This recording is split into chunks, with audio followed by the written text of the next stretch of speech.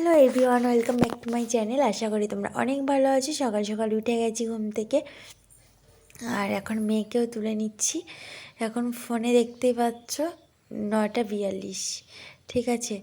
আর কেন বলো তো এত লেটে ভিডিও শুরু করার কারণ, বাইরে অনেকগুলো কাজ সেরে নিচ্ছিলাম। আজকে 9:42 থেকে তোমাদের সঙ্গে ভিডিওটা শুরু করছি। কোনো দিন বিকেল থেকে শুরু করি, কোনো দিন সকাল 6টা থেকে শুরু করি, আবার কখনও রাত থেকেও শুরু করি। বাইরে দেখতেই পাচ্ছ কতটা রোদ, মানে 9:42 মানে এখন প্রায় দুপুর হতেই যায়। তো চলো এখন বাইরের দিকটা তোমাদের একটু শেয়ার করব।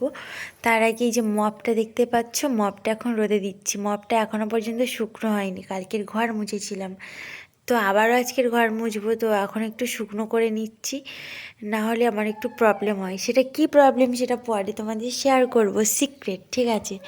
বাইরে এখন একটু কাজ চলছে, সব জামা কাপড়গুলো রোদে দিয়ে দিয়েছি, কারণ শীতের বিকেলটা তো খুব তাড়াতাড়ি করেই মানে বেলাটা চলে যায়, সেই কারণেই আর কি জামা কাপড় শুকনো হতে চায় না, আর সেই কারণে রোদে দিয়ে দিয়েছি। তারপরে এই পাশে কাজ চলছিল, দেখো ম্যান হলে মানে কলের যে ইউজ করে জলগুলো, স্নানের হোক থালা বাসন ধোয়ার, সেই জলগুলো তো যাওয়ার একটা ম্যান হোল দরকার, তাই না? তাই জন্য এটা এখনও গাঁথনি করে নিচ্ছে, আর আমিও একটু হেল্প করছি, মশলা দেওয়া, এই দেওয়া সেই দেওয়াতে।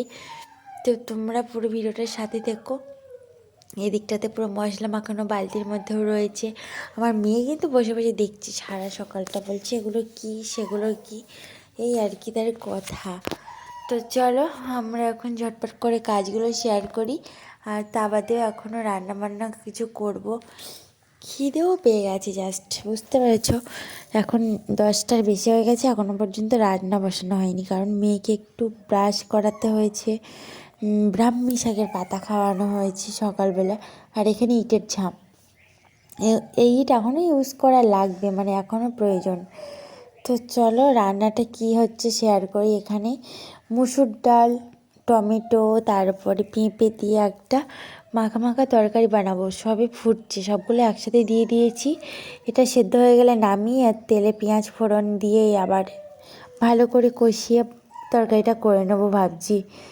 তো চলো তোমরা পুরো ভিডিওটার সাথে থেকো। আর 10:30 বেজেই গেছে, ডালটা সেদ্ধ হতে হতে কখন যে খাবো সেটাও জানি না। তো অবশেষে ফাইনালি খাওয়া দাওয়া শেষ করে আবার একটু দুপুরের জন্য তরকারি ভাত করে নিয়েছি, অল্প করেই পালং শাকের তরকারি। এখানে দেখতে দই নিয়ে নিয়েছি, আর দইগুলো সবারই 20 টাকার করে, 100 গ্রামের না 200 গ্রাম জানি না। তো এখানে আমার একটা রয়েছে, মেয়ের একটা, ওর বাবার একটা, সবারই। তো কেন বলো তো নিলাম, শীতের সময় কি হঠাৎ করে দই কাকুটা চলে এলো, আর আমার মেয়েও চেঁচানো শুরু করলো, সেই দৌড়লাতে সবারও খাওয়া হয়ে যাচ্ছে। তো চলো খাওয়া দাওয়ার পর আবার বিকেলে আসবো। তো বিকেলে চলে এসেছি, এখন ডিমটা আলুটা সেদ্ধ করতে দিয়েছি, কারণ সন্ধে হয়ে গেছে, এখন 7:30টার বেশি হয়ে গেছে, ডিমের তরকারিটা বানাচ্ছি। তো তোমরা পুরো ভিডিওটার সাথে থেকো। ডিম আর আলুটা ভাপিয়ে নিয়েই আমি নামিয়ে নেব তরকারি। আর আমার ভাত তো পাশে হচ্ছে, এখনও পর্যন্ত ভাতটাই নামাইনি। ডিমের কারিটা বানিয়ে নিই, ততক্ষণ তোমরা সাথে থাকো।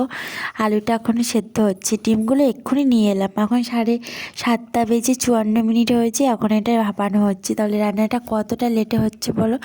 ভাতটা এবার নামিয়ে নেব, ভাতটা প্রায় হয়ে গেছে, শুধু তরকারিটা নেওয়ারই পালা। এবারে তারপর তরকারি করে নিয়ে মেয়েকে একটু পড়াবো। তো ফাইনালি দেখো এখন 8:30 বাজে, এখন ওর বাবা দিয়ে এসেছিলো, আর এসেই মাত্র এই যে সিঙ্গাড়া, চপ, এসব ফাস্ট ফুডগুলো নিয়ে এসেছিলো। খুবই কম খাই এখন আগের তুলনায়, শরীরে একটু বেশ কিছু প্রবলেম দেখা দিয়েছে আমার, সেই কারণের জন্য। তবু আজকে নিয়ে চলে এলো, আর কিছু করার নেই, খেয়েও নিচ্ছি। তো চলো তোমরা পুরো ভিডিওটার সাথে থেকো। অবশ্যই চ্যানেলটিকে সাবস্ক্রাইব করবে এবং লাইক করবে, আর শেয়ার করবে বেশি বেশি। কমেন্ট বক্সে কিন্তু জানানো চাই যে কেমন হয়েছে। আমার মেয়েও খাওয়া শুরু করে দিয়েছে অলরেডি। তো এখন চলো খাই, তোমাদের সাথে পরে কথা শেয়ার করব। আর অনেক অনেক গল্প রয়েছে, সামনেই এখন রাস পূর্ণিমা আর 2 দিন পরেই। আর এখানে ডিমের কারিটা একদম কমপ্লিট, গরম গরম ডিমের কারি, গরম মশলা দিয়ে বানিয়েছি। শুধু মেয়ের জন্য আজকে আর ঝাল ছাড়া বানাইনি, ও গোটা ডিম দিয়েই ভাতটা খেয়ে নেবে, সেই কারণের জন্য আর কি। তো চলো।